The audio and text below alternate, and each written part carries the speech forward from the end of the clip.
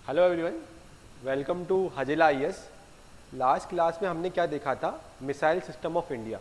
हमने ये देखा था मिसाइल सिस्टम ऑफ इंडिया जो टॉपिक है वो यूपीएससी की प्रीलिमिनरी एग्जाम के लिए कितना इंपॉर्टेंट है। लास्ट 6 to 7 ईयर्स में हमने कुछ प्रीवियस ईयर क्वेश्चंस देखे थे। तो लास्ट क्लास में हमने पार्ट 1 कंप्लीट किया था। इस क्लास में हम पार्ट 2 इसका स्टार्ट करने वाले हैं। चलिए स्टार्ट करते हैं। आप देख सकते हैं 2018 में एक क्वेश्चन आया है रिगार्डिंग थार्ड। ठीक है, क्वेश्चन क्या है हम आगे देखेंगे, उसको सॉल्व भी करेंगे। एक बार लेक्चर कंप्लीट होने के बाद आप खुद इस क्वेश्चन को सॉल्व कर पाएंगे। मेरे कहने का सिर्फ तात्पर्य यह है कि जो हम पढ़ रहे हैं वो यूपीएससी पूछ रहा है। हम वो कुछ ना पढ़े इस समय में जब हमारा एग्जाम काफ़ी निकट है, जो हमारे एग्जाम में पूछा नहीं जा रहा। ये हमारी एक रैपिड रिवीजन क्लास है जिसके अंदर हम वही टॉपिक्स को कवर करने वाले हैं जो परीक्षा की दृष्टि से क्या है, अति महत्वपूर्ण है।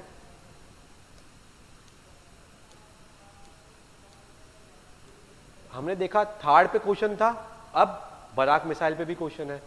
तो ये टॉपिक जो मिसाइल वाला है ये कंटिन्यूअसली यूपीएससी पूछ रहा है।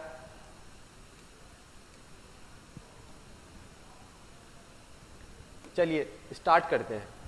Missile system of India part 1 को ही हम कंटिन्यू करते हैं। स्टार्ट करते हैं सबसे पहले कौन सी, नाग मिसाइल के कारण। कल हमने पढ़ी थी 2 मिसाइल, कौन सी, पृथ्वी एंड अग्नि, और साथ ही साथ हमने पढ़ा था मिसाइल का वर्गीकरण। अब देखते हैं नाग मिसाइल। सवाल ये आता है कि नाग मिसाइल में ऐसा खासियत क्या है, नाग मिसाइल इतनी इंपॉर्टेंट क्यों है? आंसर है इमेज। नाग मिसाइल हेलीकॉप्टर से भी चलाई जा सकती है, नाग मिसाइल एक टैंक से भी चलाई जा सकती है, और नाग मिसाइल को शोल्डर, कंधे पे भी रख के चला सकते हैं। आप चित्र में देख सकते हैं, हेलीकॉप्टर से, टैंक से और शोल्डर से। इसलिए नाग मिसाइल क्या है, ज़्यादा इंपॉर्टेंट हो जाती है हमारे परीक्षा के दृष्टिकोण से।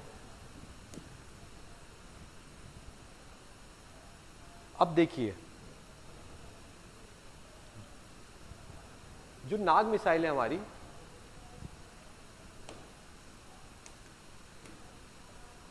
अगर नाग को मैं हेलीकॉप्टर पे लगा दूंगा तो उसको मैं क्या बोलूंगा, हेलिना। क्या बोलूंगा, Helina. H for helicopter, H for Helina. वहीं अगर नाग को मैं टैंक पे लगा दूंगा तो क्या कहूंगा, नामिका। तो नाग अगर हेलीकॉप्टर से साथ जुड़ जाए तो उसको क्या कहेंगे, हेलिना। और वही नाग अगर टैंक के साथ जुड़ जाए तो उसे कहेंगे नामिका। ठीक है। और नाग का जो तीसरा टाइप होता है मैन पोर्टेबल, जो आदमी अपने शोल्डर पे रख के चलाता है। किस पे, शोल्डर पे रख के चलाता है। अब देखें, आप खुद सोचिए, जो आदमी रख के चलाएगा उसकी रेंज क्या होगी, कम होगी, तो 2.5 किलोमीटर। उसके बाद अगर टैंक पे रख के चलाएंगे तो उसकी रेंज क्या होगी, 4 किलोमीटर। और हेलीकॉप्टर पे रख के चलाएंगे तो उसकी रेंज क्या होगी, 7 से 10 किलोमीटर। हेलीकॉप्टर कौन, किस तरह के हेलीकॉप्टर, ध्रुव, रुद्रा, LCH, ये हेलीकॉप्टर के टाइप्स हैं जो हम नेक्स्ट क्लास में कवर करने वाले हैं। नाग मिसाइल की खासियत बात यह है, इसको क्या कहते हैं, फायर एंड फॉरगेट मिसाइल, मतलब दागो और भूल जाओ मिसाइल। साथ ही साथ अगर वो हेलीकॉप्टर पे लग के चलाई जाती है तो उनको उसमें एक क्या फीचर होता है, लॉक ऑन फीचर। मतलब हमने टारगेट को लॉक कर दिया, अब उसको हम चेंज नहीं कर सकते। ठीक है। और मैन पोर्टेबल की खासियत क्या है, ये शोल्डर पे रख के चलाई जाती है, मतलब ये लाइट वेट भी है। तो ये हमारे तीनों एप्लीकेशन को क्या कर रही है, फुलफिल कर रही है, लैंड, ठीक है, हेलीकॉप्टर एंड मैन पोर्टेबल।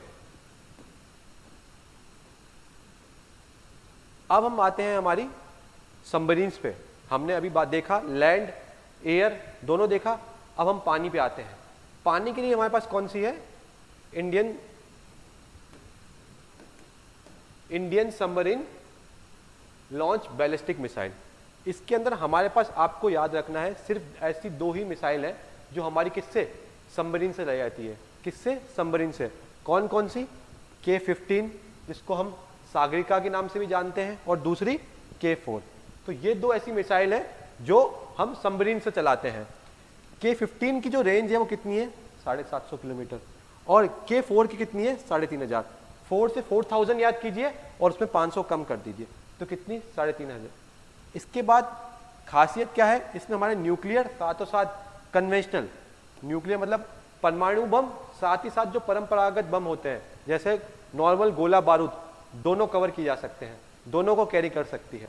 जो K4 है वो लेटेस्ट अभी इंडियन आर्मी में शामिल की गई है, इंडियन नेवी के अंदर। उसकी कैपेसिटी क्या है? 2 टन। और जो पुराना था उसकी कितनी कैपेसिटी है? 1 टन। अब मैंने मिसाइल मिसाइल मिसाइल तो बोल दिया, पर मिसाइल है अच्छी बात है, पर मिसाइल को लॉन्च करने के लिए कुछ सबमरीन भी चाहिए रहेगी। तो हमारे पास जैसे अभी 2 न्यूक्लियर सबमरीन है, जो हमारी कौन सी सबमरीन है? 2 न्यूक्लियर इंडियन सबमरीन है। क्या क्या नाम है उनका? K15 और K4। उसी तरह हमारे पास क्या है? 2 सबमरीन मशीन है। कौन कौन सी? INS अरिहंत और INS अरिगात। तो जब हमारे पास सागरिका थी, K15 थी, उस टाइम हमारे पास क्या थी? सिर्फ और सिर्फ INS अरिहंत थी। अब प्रेजेंटली हमारे पास क्या है? INS अरिहंत भी है और INS अरिगात भी है। K15 हम कब से यूज कर रहे हैं? 2015 से हम यूज कर रहे हैं। बट वहीं अगर मैं बात करूं K4 की, उसको हमने अभी नवंबर 2024 रिसेंटली ही क्या किया है? टेस्ट किया गया। आप सोचिए, भारत को आजाद हुए 75 साल हो गए, आज भी हमारे पास सिर्फ क्या है? 2 इंडियन सबमरीन न्यूक्लियर मिसाइल्स हैं। ठीक है, तो मुझे लगता है यूपीएससी इस बार K4 से रिलेटेड क्वेश्चन पूछ सकता है। तो ये टॉपिक को आप क्या लगा दीजिए? 2 स्टार लगा दीजिए, एग्जाम में इसके आने की संभावना है। अब आते हैं अगली मिसाइल पे, वो कौन सी है? K5। कौन सी मिसाइल है? K5। ठीक है, 5 से 5000 किलोमीटर की रेंज हो गई, जैसे हमने 4 से 3500 करा था। ये भी nuclear as well as conventional, मतलब परमाणु साथ ही साथ परंपरागत बम दोनों को रखने की क्षमता रखती है।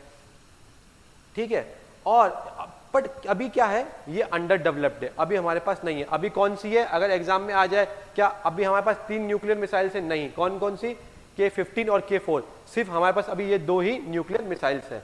ठीक है, ये देखिए मिसाइल निकल रही है, कहां से चल रही है? सबमरीन से जा रही है। कहां से जा रही है? सबमरीन से जा रही है। उसके बाद K5 के बाद हमारे पास क्या आएगी? K6 भी आएगी, जिसकी रेंज क्या होगी? 6000 किलोमीटर से ज्यादा होगी। इसकी खासियत क्या होगी? ये एक साथ मल्टीपल टारगेट चला पाएगी। ठीक है, बट अभी हम इसके बारे में ज्यादा बात नहीं कर सकते, क्योंकि क्या है? ये डेवलपिंग स्टेज में है।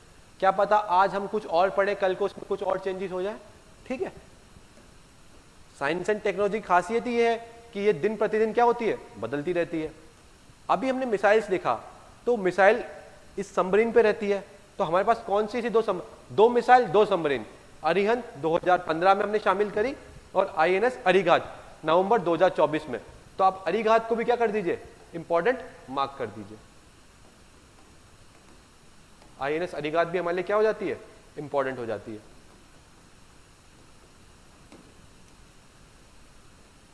अभी तक हमने क्या करा? सिर्फ और सिर्फ अटैक की बात करी। किसकी बात करी? अटैक की। अब हम बात करेंगे किसकी? डिफेंस की। क्या सिर्फ हमारा अटैकिंग पावर ही ज्यादा होनी चाहिए? नहीं, हमारी डिफेंस पावर भी ज्यादा अच्छी होनी चाहिए। मतलब ऐसा कि दुश्मन की मिसाइल आई, दुश्मन का एयरक्राफ्ट आया, उसको रोकने के लिए भी हमारे पास क्या होना चाहिए? एक मैकेनिज्म होना चाहिए। जब तो हमारी आर्मी का क्या होगा? कंप्लीट डेवलपमेंट हो पाएगा। अब देखते हैं कैसे। डिफेंस के लिए हमारे पास ऐसा क्या है? हमारे पास है S-400 ट्रम्प। क्या है? S-400 Trump. ठीक है, ये क्या है? डिफेंस मैकेनिज्म है। क्या ये भारत का स्वदेशी है? जी नहीं, ये हमने किससे लिया है? रशिया से लिया है। अब देखते हैं ये काम कैसे करता है। ये दुश्मन का टैंक है। किसका टैंक है? दुश्मन का टैंक है। इसने एक मिसाइल छोड़ी, यहाँ पे लगा हुआ है S-400। पहले हमने सैटेलाइट से सेंस किया, फिर S-400 के पास क्या है? खुद का एक रडार भी है, तो उसने इसको सेंस किया। जैसे ही उसने सेंस किया, उसने यहाँ से एक अलग मिसाइल छोड़ी। वो मिसाइल क्यों छोड़ी? ताकि इस मिसाइल को रोकना है। ये गई और इसने इस मिसाइल को हिट करा। तो जो मिसाइल हमारे उसको डिफेंस सिस्टम को पड़ने वाली थी, उसको हमने क्या कर दिया? आसमान पे ही रोक दिया, जिससे हमारी क्या हो गई? लैंड सुरक्षित हो गई। अब हम देखते हैं हमारे S-400 को कि S-400 क्या है। देखिए, जो S-400 है ना, यहाँ 400 का मतलब क्या है? कि 400 किलोमीटर तक की रेंज तक मिसाइल को छोड़ सकता है। तो क्या इसकी लिमिट सिर्फ 400 किलोमीटर है? जी नहीं, 400 किलोमीटर तक आने वाली मिसाइल को ये रोक सकता है, पर ये देख कहां से सकता है? 600 किलोमीटर तक। कहां तक? 600 किलोमीटर तक। और कितनी ऊंचाई तक जाएगा? ये जाएगा 30 किलोमीटर तक। स्पीड 4.8 किलोमीटर पर सेकंड, मतलब एक सेकंड में ये 4.8 किलोमीटर तक की डिस्टेंस ट्रेवल कर लेगा। साथ ही साथ क्या? एक साथ 36 मिसाइल को ये इसको रोकने की क्षमता रखता है। अब आप देखिए इसके अंदर अलग अलग तरह के इक्विपमेंट्स होते हैं। सबसे पहली बात होती है कमांड सेंटर, जहां से कमांड देते हैं और बताते हैं कि अभी कौन सी मिसाइल छोड़नी है। दूसरी बार क्या होता है हमारा लॉन्चर, जिसमें हमारी एक्चुअल मिसाइल्स होती हैं। तीसरी बार क्या होता है हमारा फायर एंड कंट्रोलर, जो फायर एंड कंट्रोल का काम करता है। अब मेरा सवाल यह है कि क्या हमारे पास सिर्फ एक ही तरह की मिसाइल्स होती हैं इसके अंदर? नहीं, हमारे पास शॉर्ट रेंज होती है, मीडियम रेंज होती है, लॉन्ग रेंज भी होती है। मानो दुश्मन की मिसाइल हमारे बहुत नजदीक आ गई और हम उसको डिटेक्ट नहीं कर पाए, तो फिर क्या होगा, हम शॉर्ट रेंज मिसाइल का यूज करते हैं ताकि कम डिस्टेंस वाली मिसाइल को वो रोक पाए। मानो दुश्मन की मिसाइल अभी थोड़ी दूर है तो हम क्या करते हैं मीडियम रेंज, और दूर है तो हम क्या करते हैं लॉन्ग रेंज। अब जैसे इसी डायग्राम को देखिए, ये क्या हो रही है मीडियम रेंज, अगर ये नजदीक आ जाती तो शॉर्ट रेंज। तो इसमें अलग अलग तरह की मिसाइल्स होती हैं, शॉर्ट रेंज, मीडियम रेंज और लॉन्ग रेंज। ये हमारा क्या है S-400 एक क्या है डिफेंस मैकेनिज्म देता है, ना कि अटैक।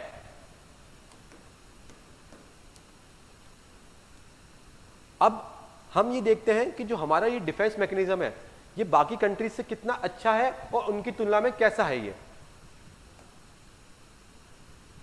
S-400 हमने किससे बाय किया है, रशिया से। नाम क्या है इसका 400, तो उसकी रेंज क्या है 400 किलोमीटर। उसके बाद ये किस किस को टारगेट करेगा, एयरक्राफ्ट को करेगा, मिसाइल्स को करेगा, और साथ ही साथ जो हमारे ड्रोन्स होते हैं उनको भी ये टारगेट करेगा। अब आपका क्वेश्चन ये होगा कि सर ड्रोन क्यों? आज मॉडर्न डे डिफेंस के अंदर, मॉडर्न डे टेक्नोलॉजी के अंदर ड्रोन्स एज अ वेपन भी यूज किए जा रहे हैं और ये काफी ज्यादा खतरनाक है। ठीक है, साथ ही साथ जो हमारी बैलिस्टिक मिसाइल है उसको भी रोकने का ये काम करेगा। इनकी स्पीड देख रहे हैं 14 मैक मैंने लास्ट क्लास में भी डिस्कस किया था। जैसे हमारी गाड़ी की स्पीड क्या होती है किलोमीटर पर आवर, वैसे ही मिसाइल और एयरक्राफ्ट की स्पीड किस में होती है, मैक में होती है। ये अलग अलग मिसाइल्स के टाइप हैं। ये अब एक्चुअल देखिए S-400 एक्चुअल हमारा ऐसा दिखता है, इसमें एक मिसाइल नहीं 1 2 3 और 4 मिसाइल एक साथ होती है। अब हमने हमारा भारत और रशिया का सिस्टम तो देखा, क्या यूएस में क्या यूज होता है थार्ड, क्या यूज होता है थार्ड। बट आप देखिए हम उनसे कितने एडवांस हैं, जस्ट डबल रेंज हम कवर करते हैं। यूएस का थार्ड सिर्फ 200 किलोमीटर तक की रेंज को कवर करता है और हम 400 किलोमीटर। साथ ही साथ यूएस का जो थार्ड है वो सिर्फ और सिर्फ बैलिस्टिक मिसाइल्स को रोकने का काम करता है, हम aircraft, ballistic, cruise missile, even drones को भी रोकने का काम करते हैं। मतलब हम क्या हुए मोस्ट एडवांस हुए। साथ ही साथ हमारी स्पीड भी उनसे क्या है ज्यादा है। यूएस के थार्ड की स्पीड कितनी है 8 मैक, हमारी स्पीड क्या है उससे ज्यादा है 14 मैक है। उसके बाद पेट्रियट वो भी किसका है यूएस का है, वो तो इससे भी ओल्ड वर्जन है, उसकी रेंज कितनी है ओनली 160 किलोमीटर।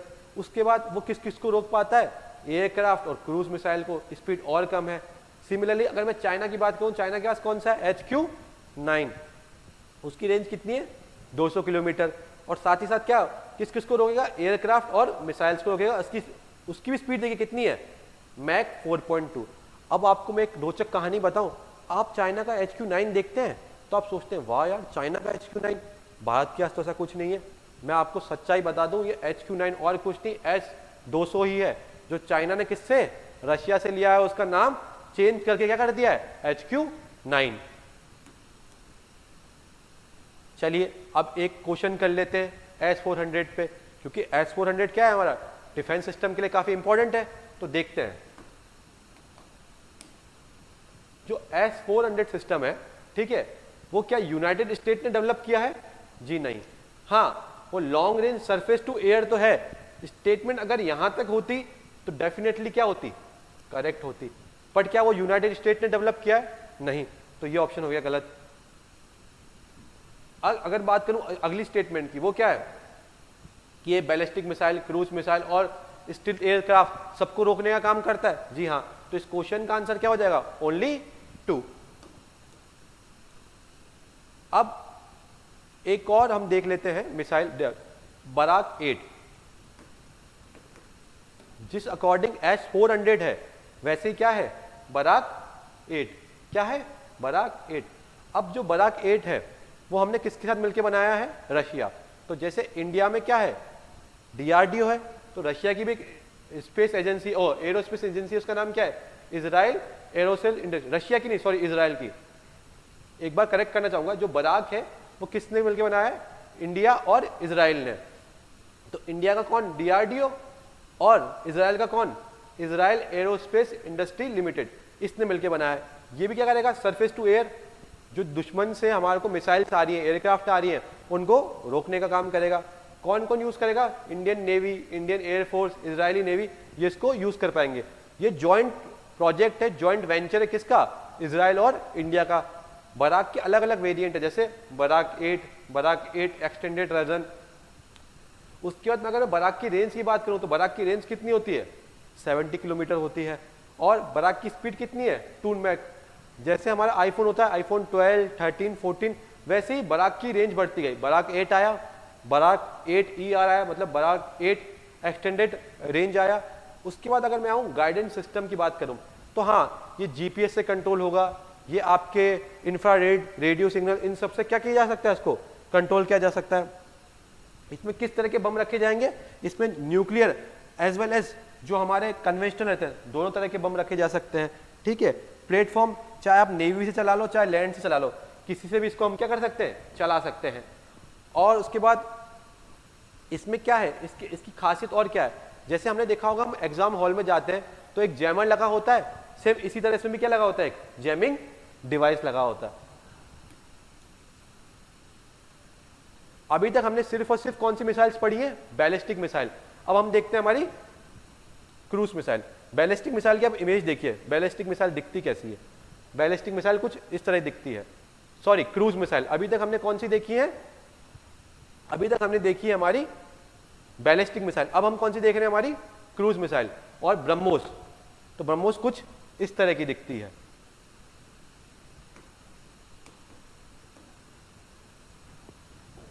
ब्रह्मोस क्या है? हमारी एक सुपरसोनिक मिसाइल है। अब मैं आपको बताना चाहूं, ब्रह्मोस अब सुपरसोनिक नहीं रही, क्या हो गई है? हाइपरसोनिक। क्या हो गई है? हाइपरसोनिक। याद आ रही है कल की क्लास जिसमें मैंने आपको बताया था सबसोनिक, सुपरसोनिक, हाइपरसोनिक? तो ब्रह्मोस हमारी क्या हो गई है? अब हाइपरसोनिक मिसाइल हो गई है। ठीक है, जो किसने मिलके बनाई है? इंडिया और रशिया की। इसके नाम में ही छुपा हुआ है इसके जनक का नाम। कैसे? ब्रह्मोस में जो BRAH है वो किसका नाम बताता है? ब्रह्मपुत्र का। और जो MOS है वो क्या है?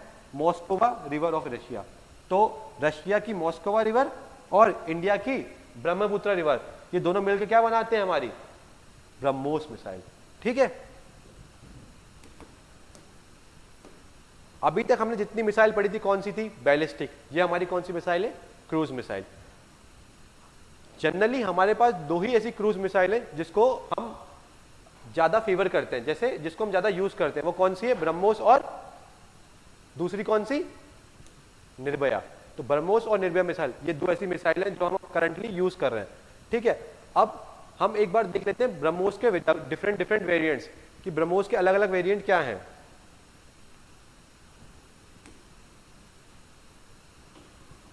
ब्रह्मोस को हम लैंड के बेस पे छोड़ सकते हैं, ब्रह्मोस को नवल में बेस छोड़ सकते हैं, ब्रह्मोस को एयर भी छोड़ सकते हैं।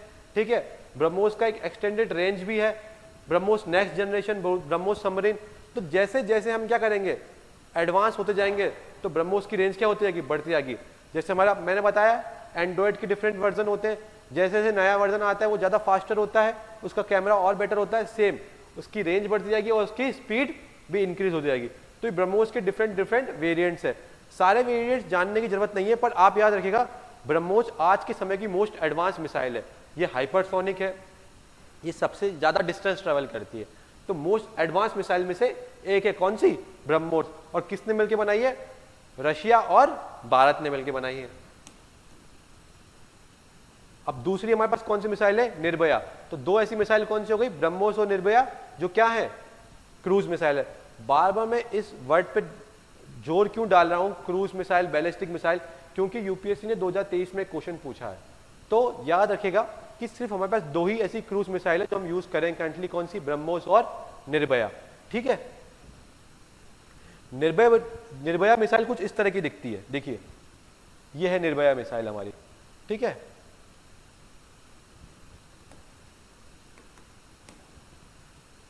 जो निर्भया है वो क्या है? सबसोनिक है, मतलब उसकी स्पीड 1 मैक से कम है। आप देखिए 1 मैक से कम हो रही है, 0.7 से 0.9। ठीक है, उसके बाद अगर मैं ब्रह्मोस की बात करूं तो अब सुपरसोनिक नहीं, क्या हो गई है? हाइपरसोनिक। ब्रह्मोस ऑलरेडी सबसे फास्ट है, पर अभी हमने जो उसका वर्जन लेके आए वो उससे भी ज्यादा फास्ट हो गया है। ठीक है, उसके बाद हम आते हैं इसकी रेंज की, ब्रह्मोस मिसाइल की। इसकी रेंज इसकी निर्भया की इसकी रेंज कितनी है, 1000 से 1500 किलोमीटर, और वहीं ब्रह्मोस की रेंज क्या है, कम है। निर्भया मिसाइल यहाँ पे ब्रह्मोस से आगे निकल रही है, किससे, रेंज के मामले में, किससे, रेंज के मामले में। उसके बाद अगर मैं वॉर हेड की बात करूं तो कितना कैपेसिटी कैरी कर सकती है एक निर्भया मिसाइल, 200 से 300 केजी, इतनी कैपेसिटी कैरी कर सकती है कौन सी हमारी निर्भया मिसाइल। सेम ब्रह्मोस भी उतनी कैरी कर सकती है। तीनों अलग अलग, लैंड से, सी से, दोनों से इनको क्या कर सकते हैं, छोड़ सकते हैं। किसको, निर्भया को, ब्रह्मोस को लैंड, सी, एयर, सबमरीन, सबमरीन का भी ट्रायल चल रहा है, ठीक है। जैसे आप देखेंगे ब्रह्मोस सबमरीन लॉन्च, ये अभी हम प्रेजेंटली यूज नहीं कर रहे हैं, पर क्या है, अंडर डेवलप्ड है। क्या है, अंडर डेवलप्ड है। वहीं ब्रह्मोस नेक्स्ट जनरेशन, वो भी क्या है, अंडर डेवलपमेंट। नेक्स्ट जनरेशन मतलब हम ब्रह्मोस को जब तेजस के साथ जोड़ देंगे तो सोचिए कितनी तबाही मचा देगी ये वर्ल्ड का कितना खतरनाक एयरक्राफ्ट, वर्ल्ड का सबसे खतरनाक मिसाइल जब जुड़ेगा तो क्या कोई दुश्मन टिक पाएगा, बिल्कुल नहीं। चलिए अब वो दो क्वेश्चन देख लेते हैं हम।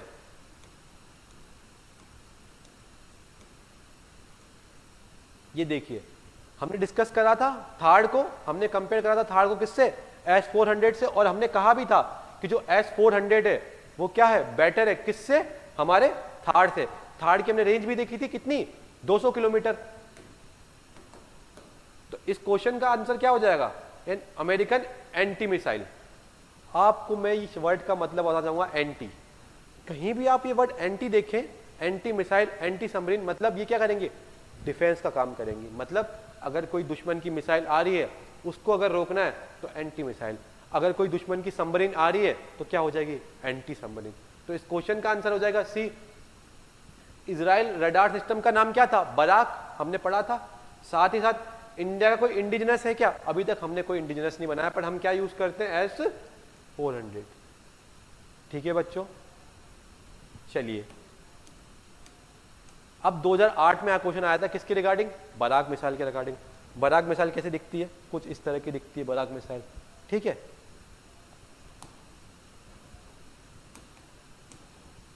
क्या बराक मिसाइल एक एयर टू एयर मिसाइल है, जी नहीं। मैंने आपको कल की क्लास में बताया था कि सिर्फ एक अस्त्र ही ऐसी मिसाइल है जो क्या है, एयर टू एयर है। बाकी मोस्ट ऑफ मिसाइल क्या है, surface to air, air to surface, water to air. तो सिर्फ हमारे पास एक अस्त्र ही ऐसी मिसाइल है जो क्या है, एयर टू एयर है। और आप थोड़ा सा खुद कॉमन सेंस यूज कीजिए, बराक मिसाइल जो है वो डिफेंस मैकेनिज्म का काम करे तो जमीन पे खड़ी है ना, वो आसमान से आने वाली मिसाइल को रोकेगी। तो ये क्या है, सरफेस टू एयर है, ना कि एयर टू एयर है। तो ये कैंसिल हो गया। हाँ, इस स्टेटमेंट सेकंड सही है कि बोलता है इंडिया और इजराइल ने मिलकर बनाया, तो ओनली टू उसका क्या हो जाएगा, हमारा आंसर हो जाएगा।